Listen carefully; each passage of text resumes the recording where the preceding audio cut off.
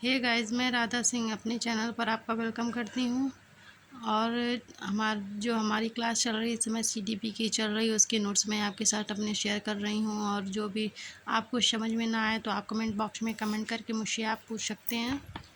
और जो हमारा टॉपिक चल रहा था इसमें वो था मनोविज्ञान का इतिहास।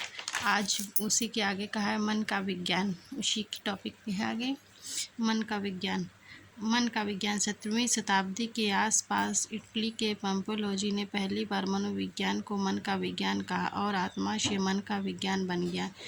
इमैनुएल कांट, लॉक, रूसो जैसे मनोवैज्ञानिक ने इस विचारधारा का समर्थन किया। रूसो ने यहाँ तक कह दिया कि सच्ची शिक्षा वह है जो व्यक्ति के अंदर से प्रस्फुटित हो, जबकि सौंदर्य के समर्थक जर्मनी के इमैनुएल कांट ने कहा कि सुंदरता कुछ नहीं है अपितु हमारे मन की एक उपज है। सुंदरता क्या है? कुछ नहीं, हमारे मन की एक उपज है। चेतना का विज्ञान 19वीं शताब्दी से 20वीं शताब्दी की शुरुआत तक। फर्स्ट पॉइंट हमारा 1879 में जर्मनी के विल्हेम वुंट ने लिप्जिंग शहर में मनोविज्ञान की पहली प्रयोगशाला स्थापित की। उन्होंने अपनी प्रयोगशाला में चेतना का अध्ययन किया, उस पर जोर दिया और कहा कि चेतना हमारे हर अनुभव का आधार है, क्योंकि चेतना की संरचना है। अतः उनका सिद्धांत संरचनावाद कहलाया। मनोविज्ञान की पहली प्रयोगशाला स्थापित करने वाले वुंट को प्रयोगात्मक मनोविज्ञान एवं प्रयोगात्मक विधि का जनक होने का श्रेय प्राप्त होता है।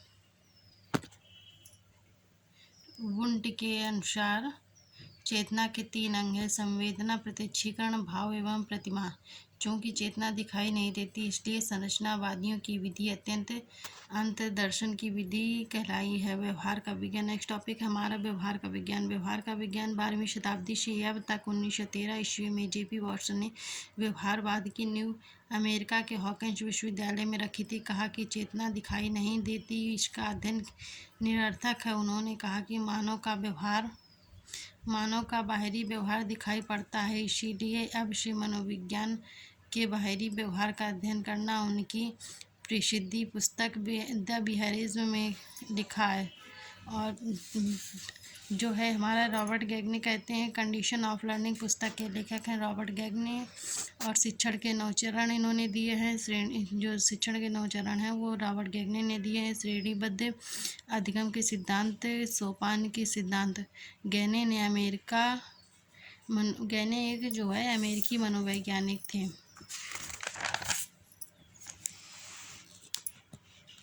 शिक्षण के जो 9 चरण दिए हैं गैगने ने तो वो हैं: ध्यान आकर्षित करना, शिक्षण के उद्देश्य को बताना, पूर्व ज्ञान से जोड़ना, उद्दीपक प्रस्तुत करना, अधिगम के लिए मार्गदर्शन करना, प्रदर्शन के लिए प्रोत्साहित करना, प्रतिपुष्टि देता है, प्रदर्शन का आकलन करना, ज्ञान या सीखे गए अधिगम को स्थिर बनाना।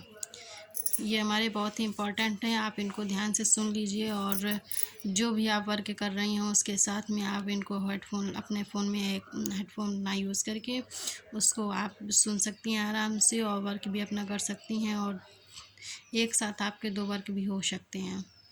ये बहुत ही इम्पोर्टेंट टॉपिक्स है। सीडीपी श्रेणीबद्ध अधिगम सोपान के 8 चरण हैं। जो 8 चरण है ये बहुत ही इम्पॉर्टेंट है। देखो मैंने भी अपना VIMP लगा रखा है आप लोगों के लिए कि ये बहुत इम्पॉर्टेंट है, इसको आप ध्यान से सुने। वो ये है: संकेत अधिगम, उद्दीपक अनुक्रिया अधिगम, श्रृंखला अधिगम, शैचर्य निर्माण अधिगम, विभेदन अधिगम, संप्रत्यय निर्माण, सिद्धांत अधिगम, समस्या समाधान। शिक्षण के स्तर। किसी भी प्रकार के शिक्षण के 3 स्तर होते हैं, इनका नामकरण पॉल विगी ने किया था। शिक्षण का जो नामकरण था वो पॉल विगी ने किया था। इनके 3 स्तर होते हैं। फर्स्ट होता है स्मृति स्तर, बौद्ध स्तर, चिंतन स्तर। शिक्षण का स्मृति स्तर जो है वो ये है, शिक्षण का सबसे निचला स्तर है ये। इसको विद्यार्थियों को ज़्यादातर निचली कक्षाओं में सूचनाएं याद कराई जाती हैं। इस स्तर में 5 चरण होते हैं जो हार्वर्ड द्वारा दिए गए हैं। इसे निम्न पंचपदी प्रणाली भी कहा जाता है। NCERT की पाठ योजना रॉबर्ट हर्बर्ट की पंचपदी प्रणाली भी कहते हैं। आज के लिए जो है दूसरा है स्मृति स्तर। स्मृति स्तर में स्मृति स्तर के चरण जो है तैयारी, प्रस्तुतिकरण करना, तुलना, सामान्यीकरण, अनुप्रयोग दो है। ये हमारे 5 पॉइंट हो गए हैं। सेकंड नंबर है हमारा बोध स्तर। किसी भी विषय का वस्तु के रटने के बजाय समझने के लिए शिक्षण स्तर का प्रयोग होता है। इस स्तर का प्रयोग माध्यमिक या शिक्षा में किया जाता है। इस स्तर में चरण मार्शन ने दिए और इसमें भी 5 चरण हैं हमारे। वो हैं बौद्ध स्तर के चरण: खोज, प्रस्तुतिकरण, समावेशन, संगठन, अभिव्यक्तिकरण, चिंतन।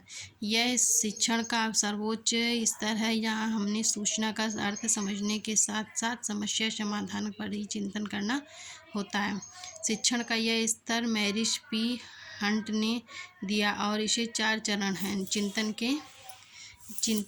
स्तर के चरण जो है ये 4 चरण है: समस्या को पहचानना या प्रस्तुत करना, संकल्पना या संभावित समाधानों पर विचार करना, समस्या से जुड़े आंकड़ों को इकट्ठा करना, निष्कर्ष निकालना एवं निष्कर्ष को प्रयोग में लाना। यह है हमारे चिंतन के स्तर। नेक्स्ट टॉपिक हमारा है अधिगम के सिद्धांत, जो BF स्किनर ने दिया है और इसका पासवर्ड है फ़ायदा। इसको हम नेक्स्ट टॉपिक में आपके लिए लेकर आएंगे। आपको हमारा वीडियो कैसा लगा प्लीज़ लाइक एंड सब्सक्राइब कीजिए, और जो भी आपको CDP में प्रॉब्लम हो आप कमेंट बॉक्स में कमेंट करके पूछ लीजिए। थैंक यू, धन्यवाद।